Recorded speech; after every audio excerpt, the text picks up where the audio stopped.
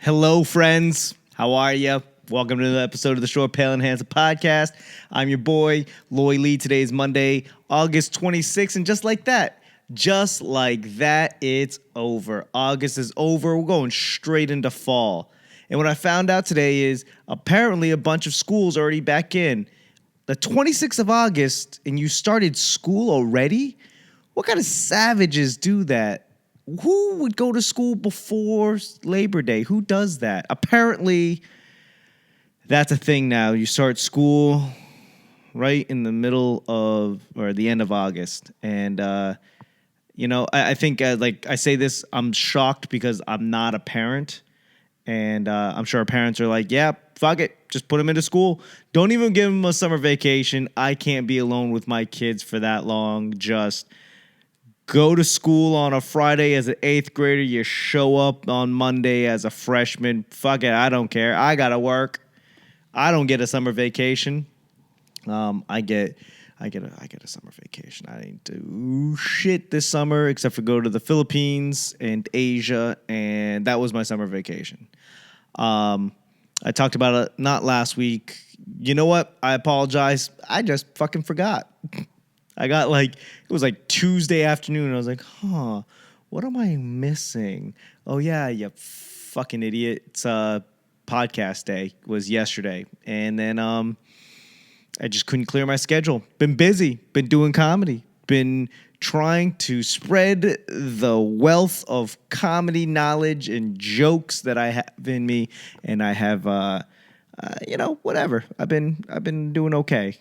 Just out there slinging these dick jokes, hoping something sticks, which is different from having something be sticky. That is a completely different experience, I would have to say.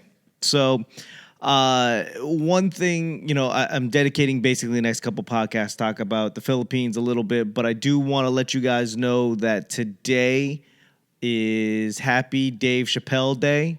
Huzzah! Dave Chappelle did drop a new hour special on Netflix. So if you don't have Netflix, somebody's got Netflix that'll let you borrow their login. He has a new hour called Sticks and Stones. Definitely checked it out. I got to wake up this morning to go. Netflix goes, hey, you'd probably be interested. I don't know what you're into. They know exactly what you're into, but they're just playing it like sly. They're like, hey, you might like Dave Chappelle, but you also might like Mindhunters. Or you might like, here's a Filipino show that you've never heard of that you might like. I don't know. But the data says you do, so here we are. But I woke up and they said, hey, Dave Chappelle's new one out. Great. Watched it. Pretty funny. Different, great insight. I enjoyed it, but here's the trick. If you watch it and you go through the credits, you'll see the production, the comedy, the end of it, and then if you wait, Netflix will start a new Dave Chappelle 20-minute Q&A behind the scenes. He narrates it. He takes questions from the different shows. It's great. It's a hidden track, like a throwback hip hop album. If you just keep on waiting, that last track is like 10 minutes long, and you're like, oh, that must be a misprint because it's only like 3 minutes. Oh, if you wait 3.5 minutes of silence, there's another track. So Dave Chappelle doing it old school hip hop style. I like it. 20 minutes. It was great.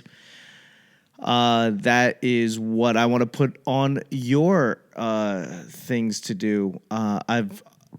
What I've been wasting most of my time. You're like, hey, you should be writing new jokes. You're right, I should be. But I've been dedicating so much of my time to trying to catch up to Downton Abbey. I enjoy the show. I don't care what you have to say about me. I don't care. You're like, Loy, you're a freaking Mary over there watching Downton Abbey. Listen, anytime there's white servitude, I'm going to watch it.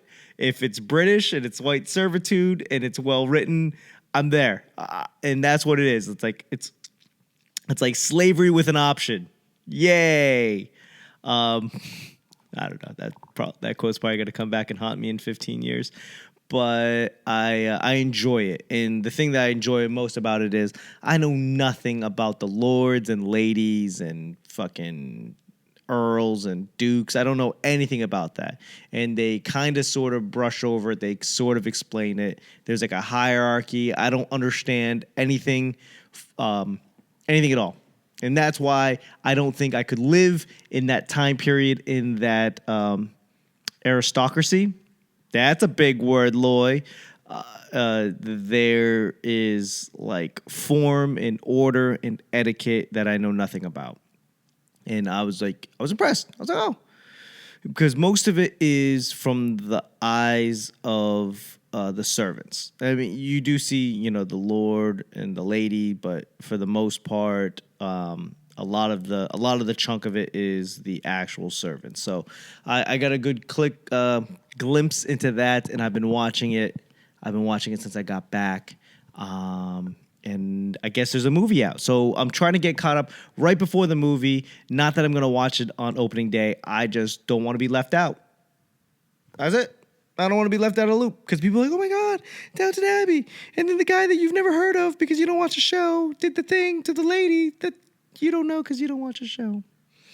I don't really hang out with people that talk like that, but that is the conversation, and I don't want to be left out. That's it. And the show's pretty good. So 2 for 1, right? Downton Abbey. And then I just started watching The Boys. I'm like 2 episodes in, and I've been watching it while I'm on the treadmill. Because here's the thing. I don't think physically I'm weak. I think mentally I just don't want to be on a treadmill. I think I can run for 2-3 miles, and my brain just doesn't want to do it anymore. That's it. Sure, I'm sweating. Sure, I'm breathing a little heavy, but I just don't want to do it. My brain goes, fuck it, 3 miles, bro. It's not even that fast. I don't know who are you running from? With that time and that speed, you're not running from shit, okay? I don't care. Bobcat, fucking cougar, tsunami, you're not getting out of anything. Why are you running? And then my other side of the brain goes, yeah, you're right. So I got to trick myself to like staying on the treadmill. I got to stay on the treadmill for at least 45 minutes to an hour to watch an episode. And that's where my life is, where I'm out of shape, both mentally and physically, where my mental's fucking up my physical. My mental's like, you don't need that shit. I mean, you're fucking heavy, but you're not like that heavy. And I went to the doctor today, and he told me, yeah, you're basically overweight, bro. I think it'd probably be best if you stop being a fat fuck. And that was his diagnosis. You are becoming a fat fuck. Fucking get better in life. I was like, okay. I went to see a doctor today because I have health insurance. Yeah, I know. Hold the applause. Crazy, right? But since I got back, I've been trying to be better at eating. I've been trying to be better at the things that I consume. And it's hard. It's hard when there's a civil war between Chick-fil-A and Popeyes. And, for all purposes intended, I have to pick a side. I can't just let this shit go unvoted for. I had to go. I went to Chick-fil-A because, any day but Sunday, you're good. I went, no problem. It's exactly what I expected. Bread, chicken, fucking pickle. That's it.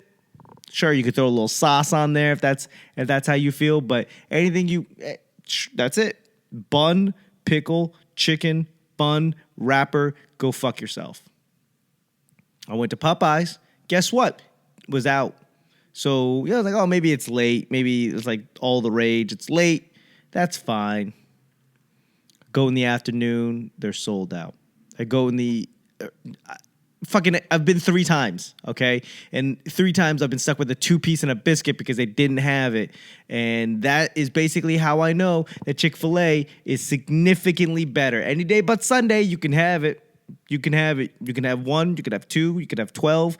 However many you want, you can have from open to close, Monday through Saturday. That in and of itself, I like the consistency the reliability of being able to get what I want when I want it.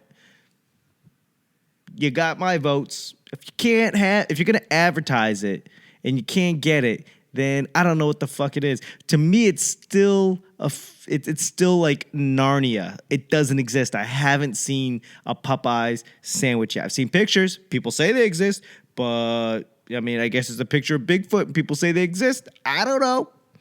I haven't seen it. I have not seen it with my own eyes. And you say, Loy, that's a very small way of looking at life. And I go, yeah, probably. I mean, I don't know. I've never seen the temple. What is it? I've never been to Egypt. I've never seen the pyramids. There's a lot of shit in this world I haven't seen. But if you were like, hey, you know what? The world's flat, bro. Like, that's great. I still got to go to work tomorrow. Still got to tell these jokes. Doesn't matter. If you go, hey, yeah, the Popeyes chicken sandwich is a joke, I would have been like, I fucking knew it. Still got to tell these jokes. But yeah, if you had it, tell me if you like it. And everyone's making it like a racial thing. Oh, if you're white and you're a bigot, you like Chick-fil-A. If you're down and you're fucking a real person and you love America, you're going to eat Popeye's chicken. I will choose basically which one is ever on the side of the road that I'm traveling on. That's usually my indicator. It's like, I'm hungry, there's a Popeyes. I'm hungry, there's a Chick-fil-A. And that just goes to show that I don't even really go to fast food joints generally at all. But if I was hungry and I needed to, what's convenient? I'll go eat at Arby's. I don't care. Everyone's like, oh, who the fuck eats at Arby's? I'll eat at Arby's if I say, hey, I'm hungry and there's an Arby's right there. I'll go. I'll do it right fucking now. I'm not scared. Everyone, who keeps that alive? I don't know. People that just drive on the street. That's basically who keeps. There was like, oh, it's fucking roast beef. Now, first of all, I grew up on Arby's. When I saw roast beef for the first time in a deli as like a 17-year-old, I was like, what the fuck is this shit? Like, that's roast beef. I'm like, not my Arby's, bro. So I don't really know what they're serving, but I happen to like Arby's and I would eat it. But here's a trick. You go to the dollar menu, you buy like 4 of them, and then you just throw out a bunch of the buns and you stack them on top. Boom. There it is. Horsey sauce is delicious. It probably will make you shit yourself. I don't know what's in it. Doesn't really look or taste like any horseradish sauce I've ever had. But I'm okay with Arby's. The problem with Arby's now is that they are just serving a whole bunch of shit that's not roast beef. Oh, you want a rotisserie chicken? Boom, there it is. Oh, you want a fajita? Got you. You want a fucking, I don't know what else to serve. You want a gyro or gyro or gyro or however the fuck you pronounce it? Not me, I pronounce it gyro, but however you pronounce it, I don't care. They serve that shit too. And is it roast beef with like lettuce, tomato, and fucking gyro sauce? I don't know. I'm conventionalist. I enjoy just the normal roast beef sandwich.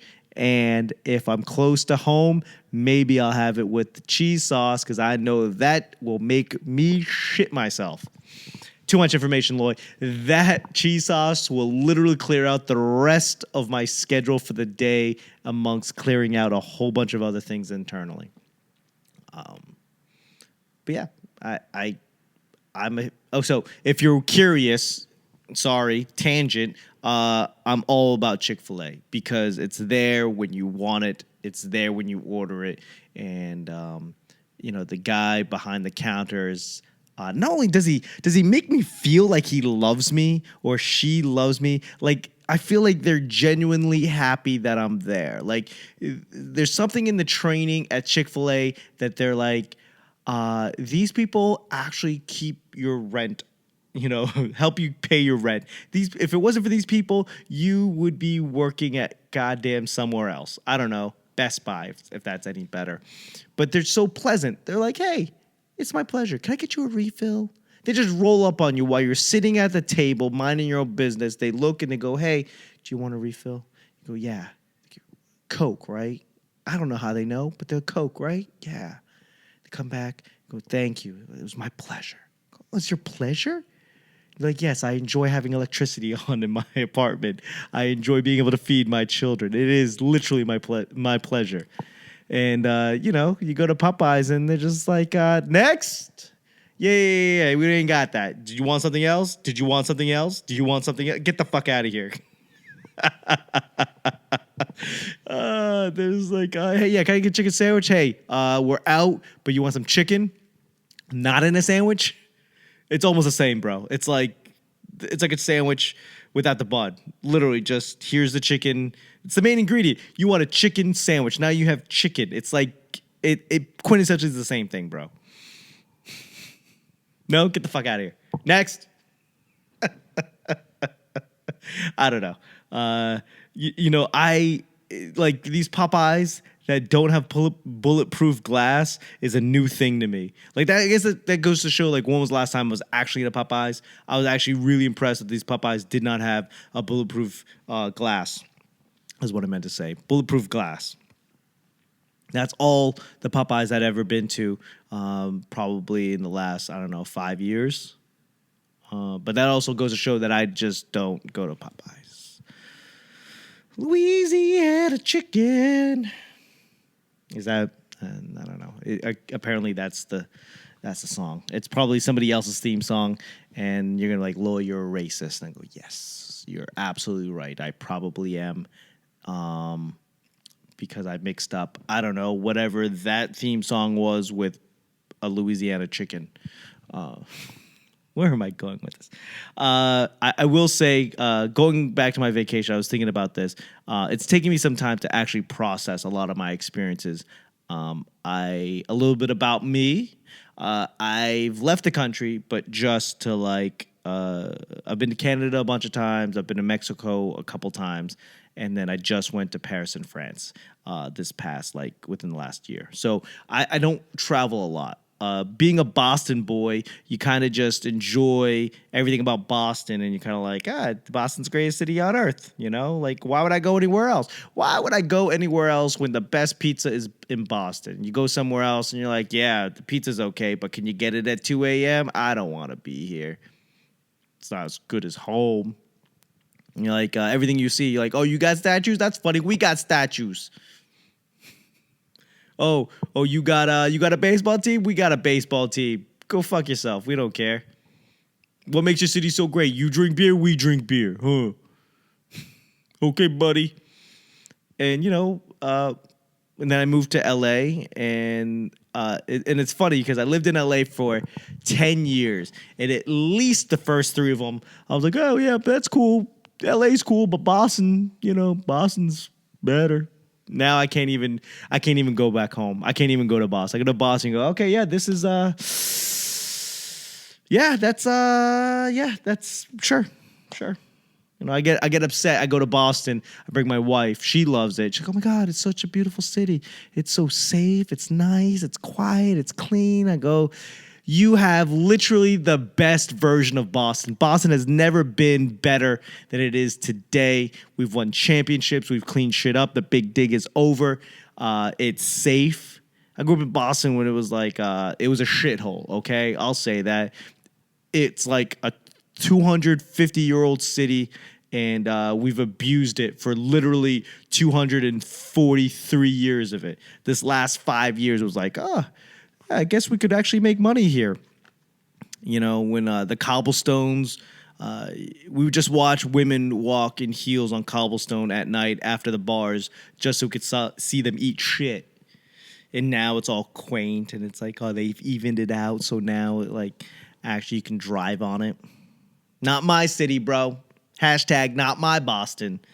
Where was I going with this? Yes. So I don't have a lot of international travel experience. And I don't have a lot of experience like processing the way other people live, especially when it comes to like poverty and living a simple life. Words. I'm trying to process this on the fly here, people. On an island, I've never really been to an island. I've never really seen the way people live on an island. In the Philippines, you're on an island, on a group of islands. So it's actually, for the most part, fairly easy and somewhat affordable for them to go from island to island. But wherever you are, you're basically in the Philippines. A lot of the Philippines look exactly like you. Once you leave Manila, then everything sort of looks the same. Country, countryside, poverty. Some people have running water. Some people live in high rises. That's the crazy thing. That was the hardest thing was some people live in a like high rise. I'm sorry, I'm having technical difficulties. I'm not crying. Yeah, it was very, very strange.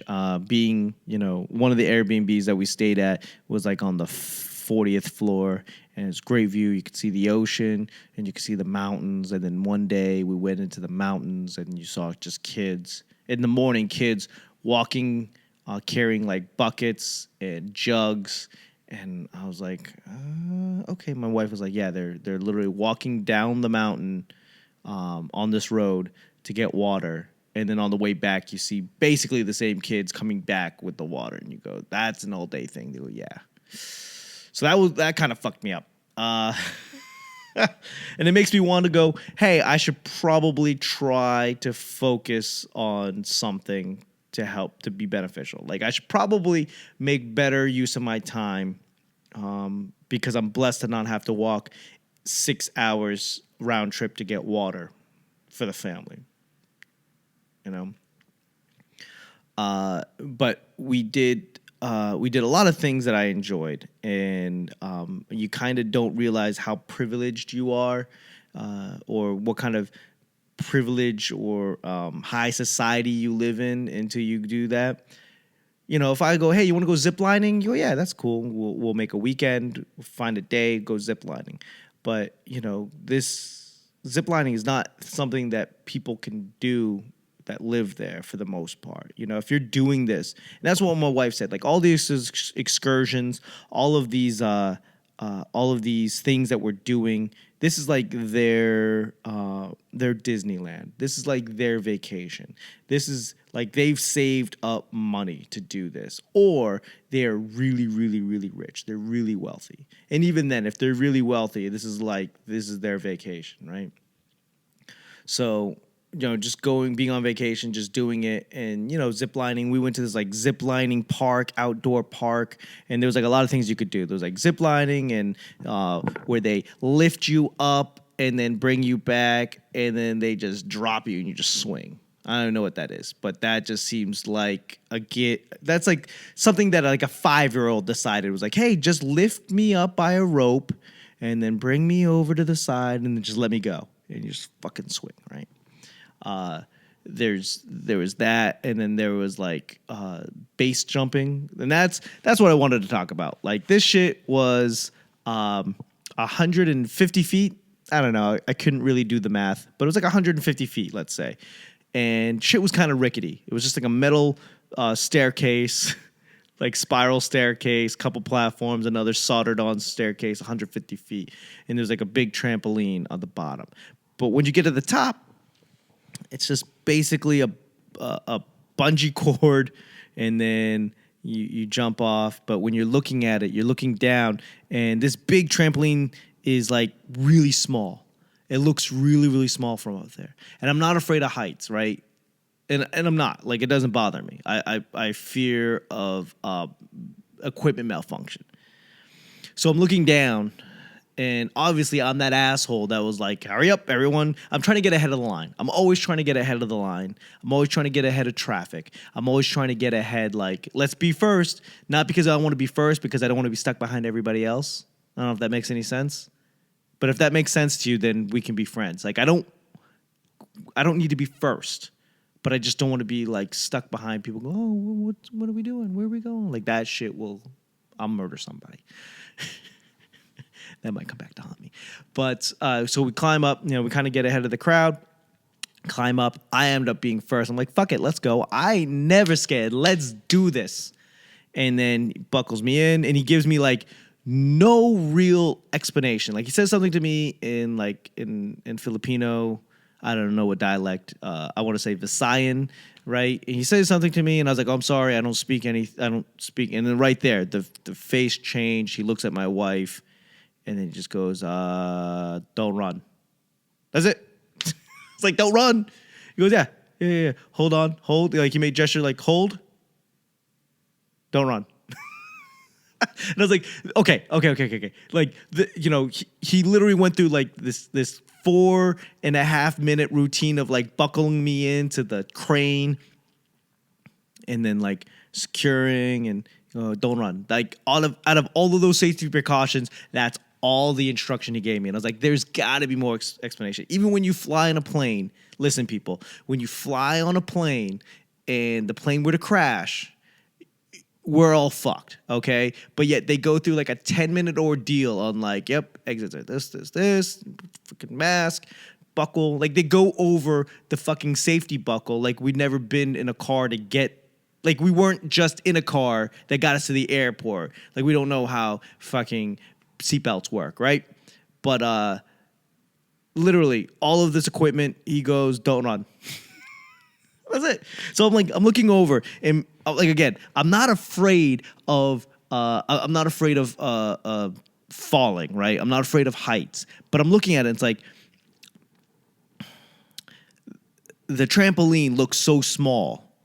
And I was like, there's a good possibility that I'm going to fucking miss this. Look how small it is. Like it was big on, the thing didn't connect. Like I saw it up close and the trampoline was big. And then I get up there and I was like, there's a good possibility I'm going to miss if I fall. I don't know why I'm thinking about this. But what I was really afraid of was like, what if I jump and I hit my head? I'm wearing a helmet, but like I feel like I'm going to hit my head on the step that you jump off of.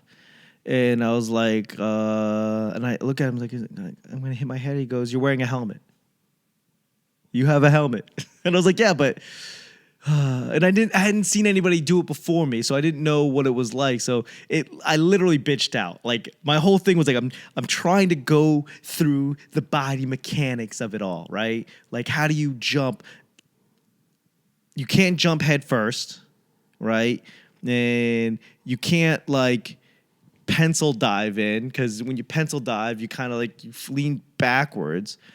So all of this is rushing through my head. All I could think of is like, I'm going to fucking hit my head. I'm not even afraid of falling. Like, I'm going to fucking hit my head. And my wife, I look back, my wife's behind me, and all she's just like, fucking go, bro. Stop being a bitch. Go. So, after I literally had like 3 false starts. 3 false starts, what is that? 10 yards each, 5-yard penalty. So I'm 15, 20 yards in the penalty zone. So, I was like, okay, get out there. I'm looking at it. And your first inclination is to like go head first. But then, you can't do that. And then, so my second one was to like just walk off it. But normally when you walk off, I think I'm going to lean back and hit my head. Boom.